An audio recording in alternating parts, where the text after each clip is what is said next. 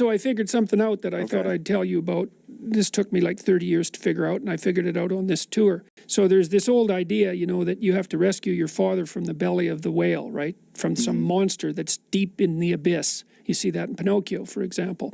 It's a very common idea. And I figured out why that is, I think.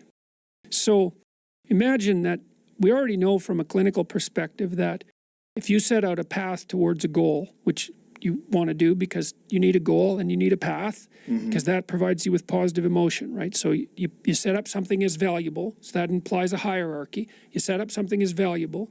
You decide that you're going to do that instead of other things, so that's kind of a sacrifice, because you're sacrificing everything else to pursue that. And then you experience a fair bit of positive emotion and meaning as you watch yourself move towards the goal. And so the implication of that is that the better the goal, the more full and rich your experience is going to be when you pursue it. So that's one of the reasons for developing a vision and for fleshing yourself out philosophically, because you want to aim at the highest goal that you can manage. Okay, so you do that. And then what you'll find is that as you move towards the goal, there are certain things that you have to accomplish that frighten you. You know, maybe you have to learn to be a better speaker, a better writer, a better thinker, or you have to be better to people around you, or you have to learn some new skills and you're afraid of that, whatever, because it's going to stretch you if you pursue a goal, and so that'll put you up against challenges. Okay, so all the clinical data indicates, well, the opposite of safe spaces, as Jonathan Haidt has been pointing out, that what you want to do when you identify something that someone is avoiding that they need to do because they're afraid, you have them voluntarily confront it.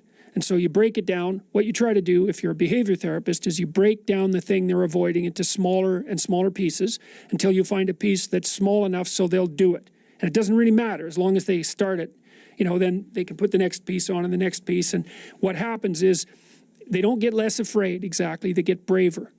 They get it's like there's more of them. And here's why. So imagine you do something new, and that's informative, right? There's information in the action, and then you can incorporate that information and turn it into a skill and turn it into a transformation of your perceptions. So there's more to you because you've tried something new.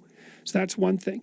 But the second thing is, and there's good biological evidence for this now, that if you put yourself in a new situation, then new genes code for new proteins and build new neural structures and new nervous system structures. Same thing happens to some degree when you work out, right? Because your muscles are responding to the load, but your nervous system does that too. So you imagine that there's a lot of potential you locked in your genetic code.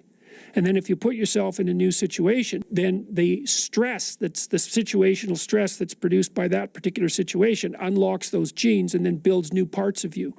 And so that's very cool, because who knows how much there is locked inside of you. Okay, so now here's the idea. So let's assume that scales as you take on heavier and heavier loads. That more and more of you get more and more informed because you're doing more and more difficult things, but more and more of you gets unlocked.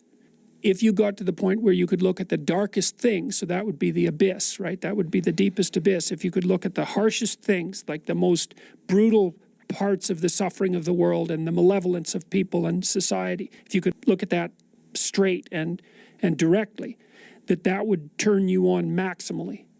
And so that's the idea of rescuing your father, because imagine that you're like the potential composite of all of the ancestral wisdom that's locked inside of you biologically.